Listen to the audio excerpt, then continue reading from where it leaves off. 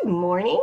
It's Miss Vasvary, and we're back with more novel study for Charlotte's Web by E.B. White. So, we are at chapter 19. There's only a few chapters left. Let's see. We're at 19. There's 20, 21, and 22. So 3 more chapters after today. And then the story is done. I really enjoyed reading it to you. Let's see what chapter 19 is about. It's called The Egg Sack. Ooh, so if you remember, the end of last chapter, Charlotte was making something. I wonder if she's made an egg sack. That's where spiders keep their eggs. Let's see.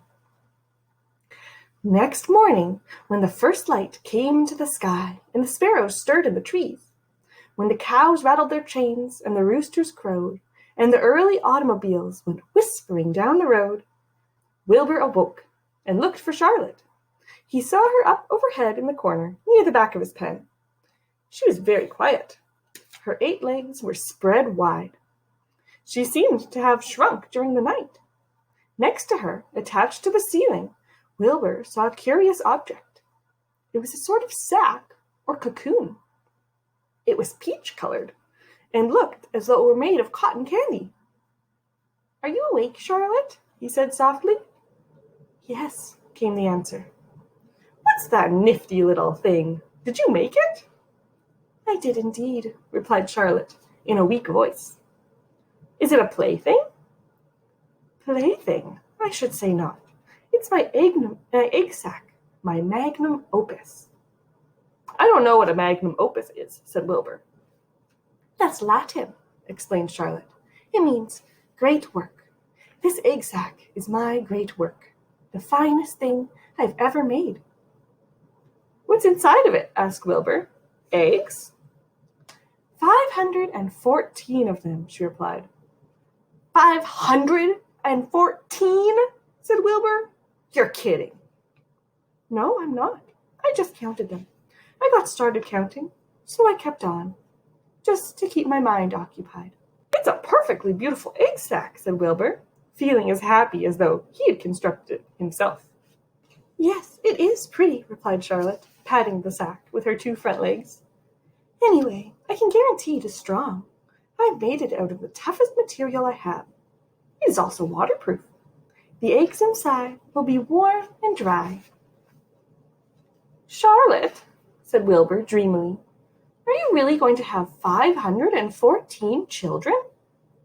"If nothing happens, yes," she said. "Of course, they won't show up till next spring." Wilbur noticed that Charlotte's voice sounded sad. "What makes you so downhearted? I should think you'd be terribly happy about this." "Oh, don't pay any attention to me," said Charlotte. "I guess I just don't have much pep anymore. I feel sad because I won't ever see my children." "What do you mean you won't see your children? Of course you will. We'll all see them. It's going to be simply wonderful next spring in the barn cellar, with 514 baby spiders running all over the place. And the geese will have a new set of goslings, and the sheep will have their new lambs." "Maybe," said Charlotte quietly. "However, I have a feeling I'm not going to see the results of last night's efforts. I don't feel good at all. I think I'm languishing, to tell you the truth." Wilbur didn't understand the word languish, but he hated to bother Charlotte by asking her to explain. He was worried, so he felt he had to ask. "What does languishing mean?" "It means I'm slowing down, feeling my age. I'm not young anymore, Wilbur. But I don't want you to worry about me. This is your big day today. Look at my web. Doesn't it show up well with the dew on it?" Charlotte's web never looked more beautiful than it looked this morning. Each strand held dozens of bright drops of early morning dew. The light from the east struck it and made it plain and clear. It was a perfect piece of designing and building. In another hour or 2, a steady stream of people would pass by, admiring it and reading it and looking at Wilbur and marveling at the miracle. As Wilbur was studying the web, a pair of whiskers and a sharp face appeared. Slowly, Templeton dragged himself across the pen and threw himself down in a corner. "I'm back," he said in a husky voice. "What a night." The rat was swollen to twice his normal size. His stomach was as big as a jelly jar. "What a night," he repeated hoarsely. "What feasting! A real gorge! I must have eaten the remains of 30 lunches. Never have I seen such leavings, with everything well ripened and seasoned, with the passage of time and the heat of day. Oh, it was rich, my friends, rich." "You ought to be ashamed of yourself," said Charlotte in disgust. "It would serve you right if you had an acute attack of indigestion. It's like a tummy ache." "Don't worry about my stomach," snarled Templeton. "It can handle anything. And by the way, I've got some bad news. As I came past that pig next door, the one that calls himself Uncle, I noticed he had a blue tag on the front of his pen. That means he won first prize. Guess you're out of luck, Wilbur. You might as well relax. Nobody is going to hang any medal on you. Furthermore, I wouldn't be surprised if Zuckerman changes his mind about you. Wait till he gets a hankering for some fresh pork and smoked ham and crispy bacon. He'll come looking for you, my boy." "Be still, Templeton," said Charlotte. "You're too stuffed and bloated to know what you're saying. Don't pay any attention to him, Wilbur." Wilbur tried not to think about what the rat had just said. He decided to change the subject. "Templeton," said Wilbur, "if you weren't so dopey, you might have noticed that Charlotte has made an egg sack.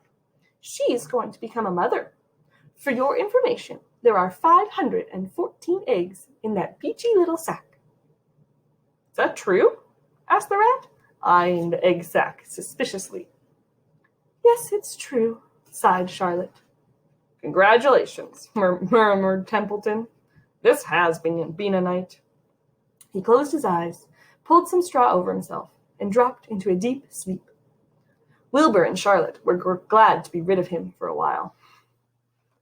At 9 o'clock, Mr. Arabelle's truck rolled into the fairgrounds and came to a stop at Wilbur's pen. Everybody climbed out. "Look," cried Fern. "Look at Charlotte's web. Look at what it says." The grown-ups and the children joined hands and stood there, studying the new sign. "Humble," said Mr. Zuckerman. "Now, isn't that just the word for Wilbur?" Everybody rejoiced to find that the miracle of the web had been repeated. Wilbur gazed up lovingly into their faces. He looked very humble and very grateful. Fern winked at Charlotte. Lurvy soon got busy. He poured a bucket of warm slops into the trough. And while Wilbur ate his breakfast, Lurvy scratched him gently with a smooth stick. "Wait a minute," cried Avery. "Look at this." He pointed to the blue tag on Uncle's pen. "This pig has won first prize already." The Zuckermans and the Arabelles stared at the tag. Mrs. Zuckerman began to cry. Nobody said a word. They just stared at the tag. Then they stared at Uncle. They stared at the tag again. Lurvy took out an enormous handkerchief and blew his nose, very loud. So loud, in fact, that the noise was heard by the stable boys over by the horse barn. "Can I have some money?" asked Fern. "I want to go out on the midway." "You stay right where you are," said her mother. Tears came to Fern's eyes. "What's everybody crying about?" asked Mr. Zuckerman. "Let's get busy. Edith, bring the buttermilk." Mrs. Zuckerman wiped her eyes with her handkerchief. She went to the truck and came back with a gallon jar of buttermilk. "Bath time," said Zuckerman cheerfully, and he and Mrs. Zuckerman and Avery climbed into Wilbur's pen. Avery slowly poured buttermilk on Wilbur's head and back, and as it trickled down his sides and cheeks, Mr. and Mrs. Zuckerman rubbed it into his hair and skin. Passerbys stopped to watch. Pretty soon, quite a crowd had gathered. Wilbur grew beautifully white and smooth. The morning sun shone through his pink ears. "He isn't as big as that pig next door," remarked the bystander. "But he's cleaner. That's what I like." "So do I," said another man. "He's humble, too," said a woman, reading the sign on the web. Everyone who visited the pig pen had a good word to say about Wilbur.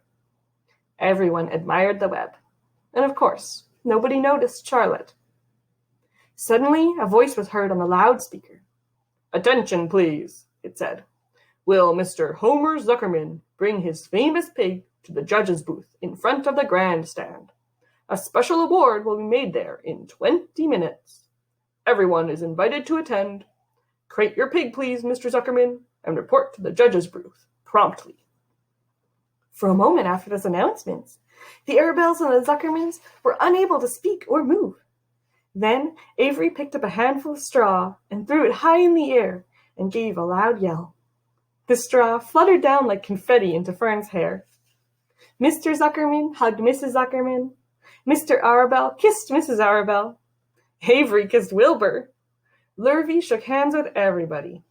Fern hugged her mother. Avery hugged Fern. Mrs. Arabelle hugged Mrs. Zuckerman. Up overhead, in the shadows of the ceiling, Charlotte crouched unseen, her front legs encircling her egg sac. Her heart was not beating as strongly as usual, and she felt very weary and old. But she was sure at last that she had saved Wilbur's life, and she felt peaceful and contented. "You have no time to lose," shouted Mr. Zuckerman. "Lurvy, help with the crate." "Can I have some money?" asked Fern. "You wait," said Mrs. Arabelle. "Can't you see everybody is busy?" "Put that empty buttermilk jar into the truck," commanded Mr. Arabelle. Avery grabbed the jar and rushed to the truck. "Does my hair look all right?" asked Mrs. Zuckerman. "Looks fine," snapped Mr. Zuckerman, as he and Lurvy set down the crate in front of Wilbur. "You didn't even look at my hair," said Mrs. Zuckerman. "You're all right, Edith," said Mrs. Arabelle. "Just keep calm." Templeton, asleep in the straw, heard the commotion and woke up. He didn't know exactly what was going on, but when he saw the men shoving Wilbur into the crate, he made up his mind to go along. He watched for his chance, and when no one was looking, he crept into the crate and buried himself in the straw at the bottom. "All ready, boys," cried Mr. Zuckerman. "Let's go." He and Mr. Arabelle and Lurvy and Avery grabbed the crate and boosted it over the side of the pen and up into the truck. Fern jumped aboard and sat on top of the crate.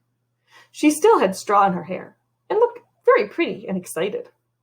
Mr. Arabelle started the motor, everyone climbed in, and off they drove to the judge's booth in front of the grandstand. As they passed the Ferris wheel, Fern gazed up at it and wished she were in the topmost car with Henry Fussy at her side. That's the end of chapter 19.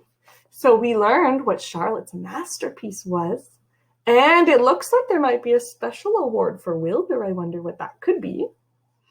So it's time to check your old prediction, make a new prediction for the next chapter, and remember there's only 3 chapters left, 20, 21, 22, and then our book will be done. I hope you're enjoying it. Can't wait to see your predictions. Bye-bye.